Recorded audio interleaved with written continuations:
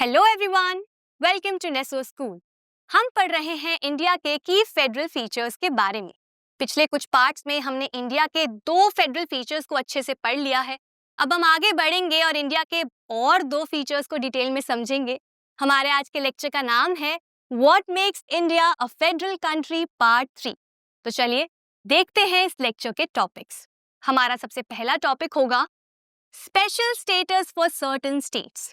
ये 3rd federal feature है India का, जिसके बारे में हम इस लेक्चर में अच्छे से समझेंगे। इसके बाद हमारा दूसरा और आखिरी टॉपिक होगा यूनियन टेरिटरीज। ये 4th फेडरल फीचर है इंडिया का और इस लेक्चर में हम इसे भी डिटेल में समझेंगे। तो बिना किसी देरी के शुरू करते हैं हमारे सबसे पहले टॉपिक के साथ, जिसका नाम है special status for certain states. और ये फीचर आपके चैप्टर में यहाँ से लेकर यहाँ तक दिया गया है। तो आगे बढ़ते हैं और सबसे पहले देख लेते हैं उन 7 फीचर्स को जिनके बारे में हम पढ़ रहे हैं। हमने इन 7 की फेडरल फीचर्स में से पहले 2 फीचर्स को पढ़ लिया है और आज हम इस 3rd और 4th फेडरल फीचर के बारे में पढ़ने वाले हैं। तो शुरू करते हैं हमारे 3rd की फीचर के साथ और देख लेते हैं सबसे पहला पॉइंट। यहाँ पर लिखा है all states in the Indian union do not have identical powers. मतलब कि हमारे देश में इंडियन यूनियन में सभी स्टेट्स के पास इक्वल पावर नहीं है। आइडेंटिकल पावर्स का मतलब है कि सभी स्टेट्स के पास इक्वल पावर्स, सिमिलर पावर्स या सेम पावर्स नहीं है। सबके पास डिफरेंट पावर्स हैं। ऐसा क्यों?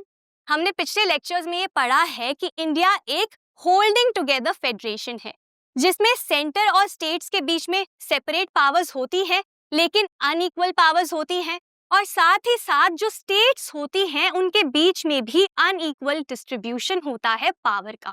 इसीलिए स्टेट्स के बीच में सिमिलर पावर्स नहीं होती हैं।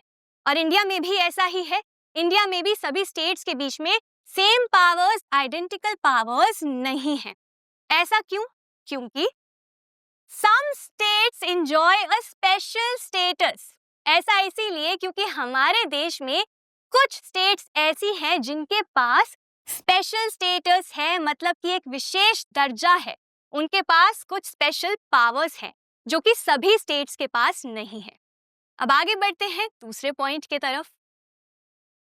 States like Assam, Nagaland, Arunachal Pradesh and Mizoram enjoy special powers under article 371।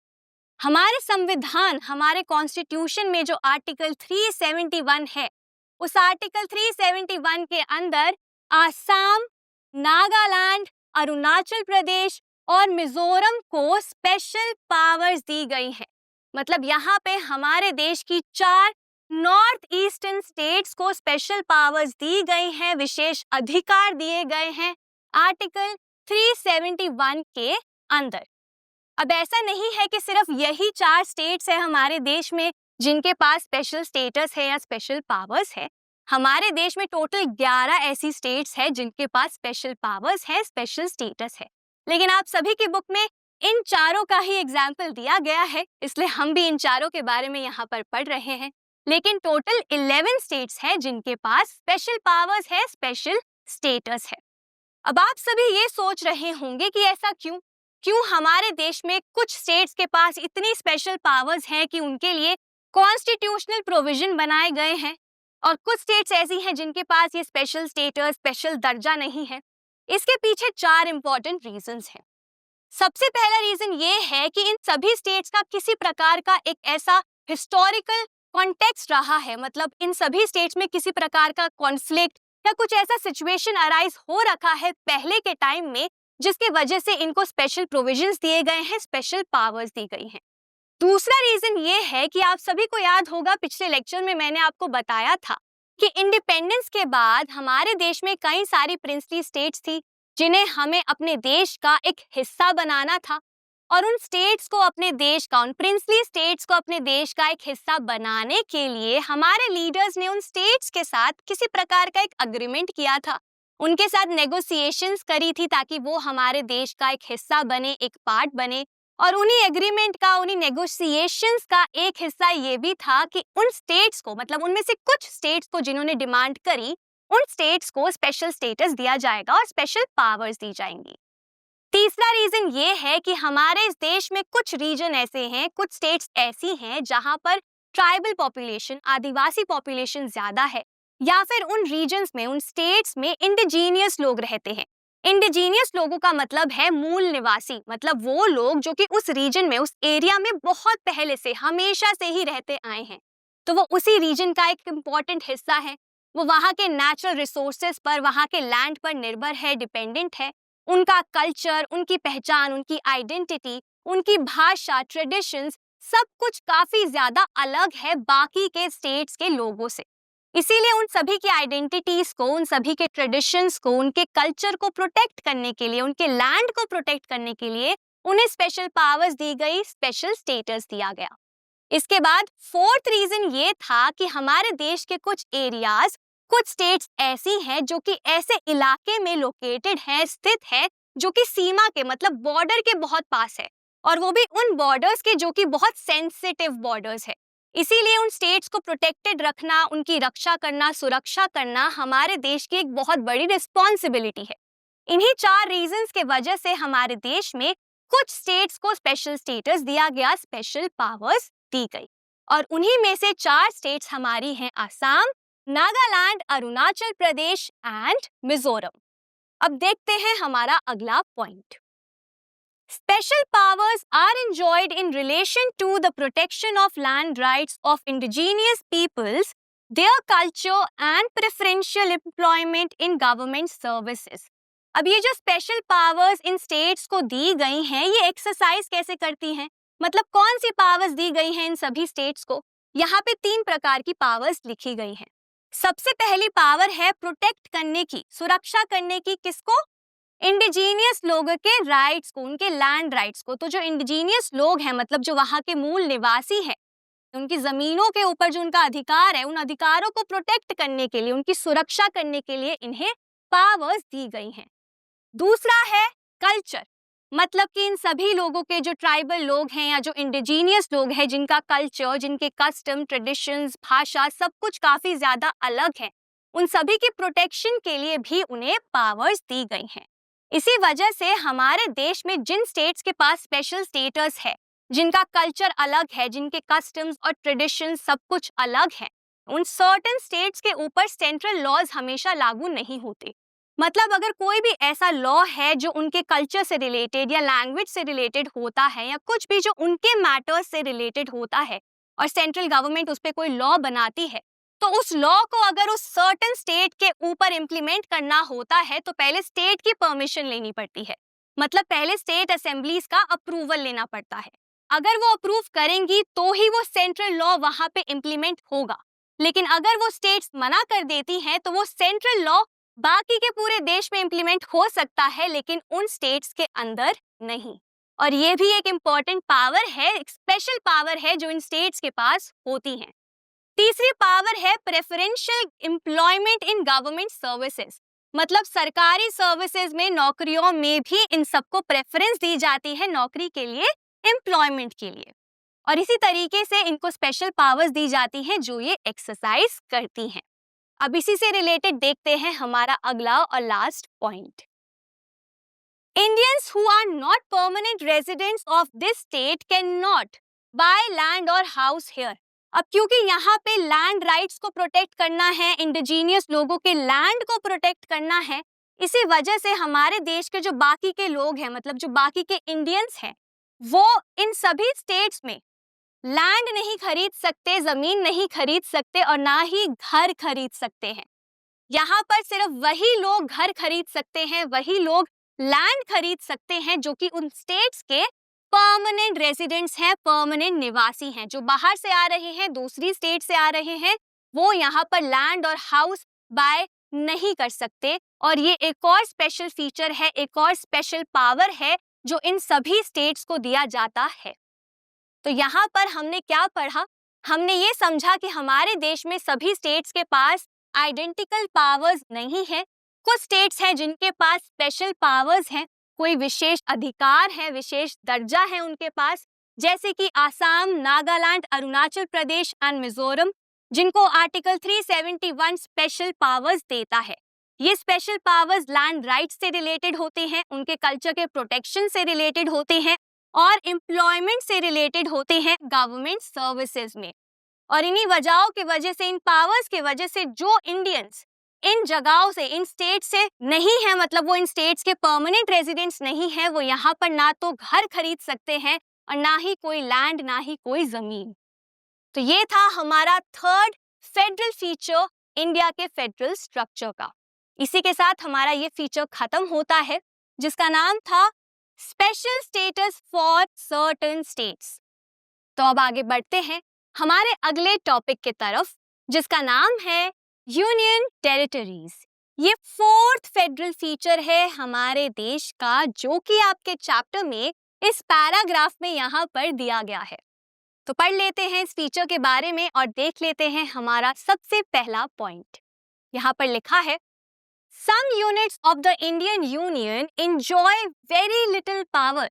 मतलब यहाँ पर लिखा गया है कि हमारे इंडियन यूनियन में, मतलब हमारे देश में कुछ यूनिट्स ऐसे हैं, यूनिट्स का मतलब है कुछ एरियाज ऐसे हैं, कुछ टेरिटरीज ऐसी हैं, स्टेट्स नहीं, यूनिट्स।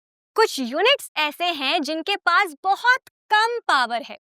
तो यहाँ पर हम क्लियरली एक बात तो देख सकते हैं कि हमारे देश में कैसे स्टेट्स के बीच में अनइक्वल पावर है।